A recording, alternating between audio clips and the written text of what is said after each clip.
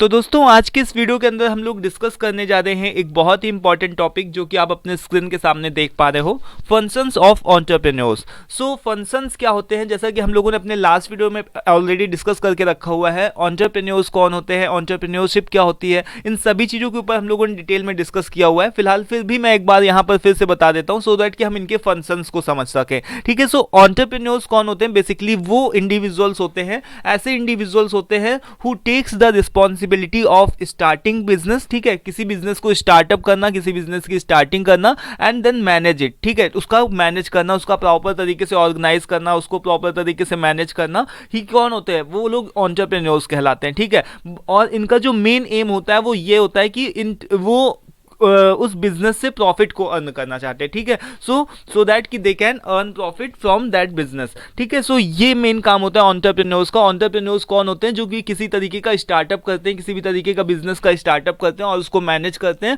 और वहां से प्रॉफिट को जनरेट करना चाहते हैं। ठीक है, सो ये चीज क्लियर है कि एंटरप्रेन्योर्स कौन होते हैं। अब हम इसके फंक्शंस की बात करें कि फंक्शंस क्या क्या है, यानी कि उनके काम क्या क्या होते हैं, वो क्या क्या काम करते हैं, किस किस तरीके से हेल्पफुल होते हैं, यानी कि जो हमारी कंट्री है उसमें कौन कौन सी किस किस तरीके से वो डेवलपमेंट कर सकते हैं, इन सभी चीज़ों के ऊपर हम लोग इस वीडियो में डिस्कस करेंगे। तो यहाँ पर देखो कि सबसे पहली जो बात आती है that is innovation and creativity. ठीक है, सो इनोवेशन और क्रिएटिविटी में भी ये हेल्प करते हैं। लाइक इनके अंदर कोई ना कोई इनोवेशन का कोई आइडिया होता है। जैसे सपोज दैट कि अगर कोई भी एंटरप्रेन्योर है, सपोज दैट कि कोई भी, जैसे मैंने कोई भी बिजनेस मुझे स्टार्ट करना है, तो मेरे पास में कोई एक यूनिक आइडिया होना चाहिए कि मुझे ये चीज़ बना करके मार्केट में सेल करना है, मुझे ये कुछ नया इनोवेट करना है, उसके बाद में मार्केट में सेल करना है। तो यानी कि इनोवेशन करना, कुछ भी नया मार्केट में क्रिएट करना। ठीक है, और देन उसको हम अपनी क्रिएटिविटी के अकॉर्डिंग, हम अपनी सोच के अकॉर्डिंग उस कॉन्सेप्ट को, उस बिजनेस आइडिया को डेवलप करेंगे और देन मार्केट में सेल करेंगे। तो ये इनोवेशन और क्रिएटिविटी के बारे में हो चुका है।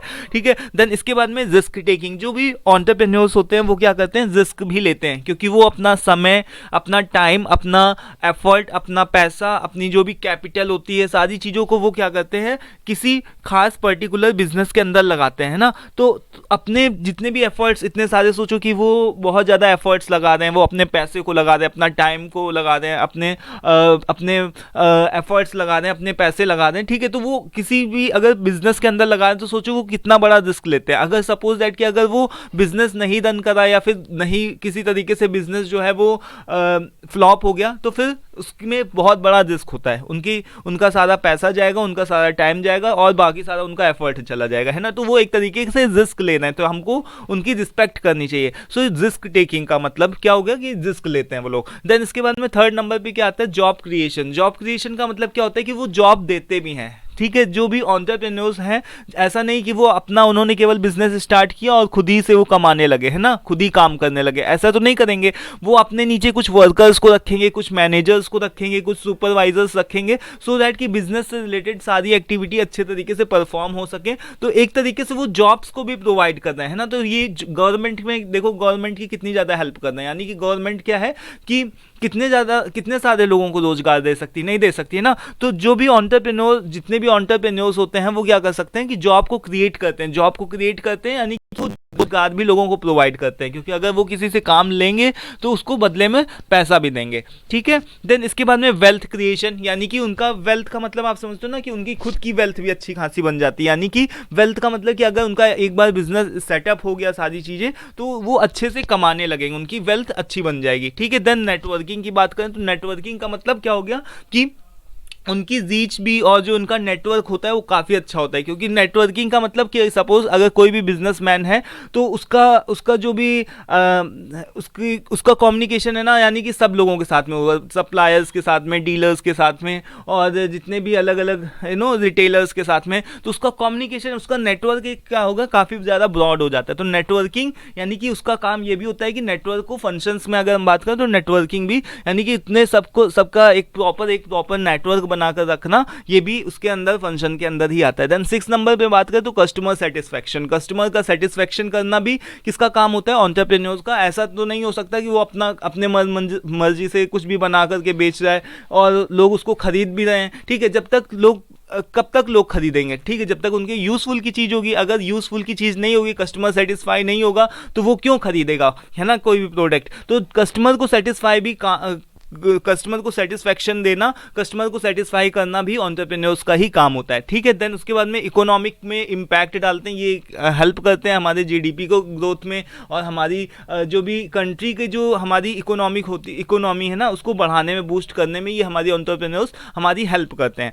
ठीक है, देन इसके बाद में प्रॉब्लम सॉल्विंग भी इनका फंक्शन होता है। ग्लोबलाइजेशन का मतलब कि कई बार कोई एंटरप्रेन्योर्स के बहुत सारे ऐसे भी एंटरप्रेन्योर्स होते हैं जो कि क्या करते हैं, ग्लोबल लेवल पे अपने प्रोडक्ट्स को लाइक इंपोर्ट, कुछ बाहर से सामान मंगा रहे हैं तो कुछ एक्सपोर्ट भी कर रहे हैं ना, तो एक्सपोर्ट अगर करते हैं तो भी हमारी इंडिया को, यानी कि हमारी कंट्री को, किसी भी कंट्री को बहुत ज़्यादा प्रॉफिट होता है। तो ग्लोबलाइजेशन यानी कि अलग अलग तरीके से इंटरनेशनल बिजनेस करने का भी काम कौन करता है, एंटरप्रेन्योर्स ही करते हैं। देन इसके बाद में मैनेजरल फंक्शन, जैसे उनकी प्लानिंग करना, ऑर्गेनाइजिंग, लीडिंग, कंट्रोलिंग, जो भी हमने अपने मैनेजरल सब्जेक्ट में पढ़ा हुआ है ना, तो उसमें उससे रिलेटेड जितनी भी एक्टिविटीज़ होती हैं, प्लानिंग करना, ऑर्गेनाइजिंग करना, कंट्रोलिंग करना, डायरेक्टिंग करना, ये सारे काम भी एंटरप्रेन्योर्स के ही होते हैं। देन कॉमर्शियल फंक्शंस से रिलेटेड का मतलब कि जो भी बिजनेस के ऑपरेशंस होते हैं, जैसे कि प्रोडक्शन करना, सप्लाई चेन मैनेजमेंट को देखना, ठीक है, ई कॉमर्स से रिलेटेड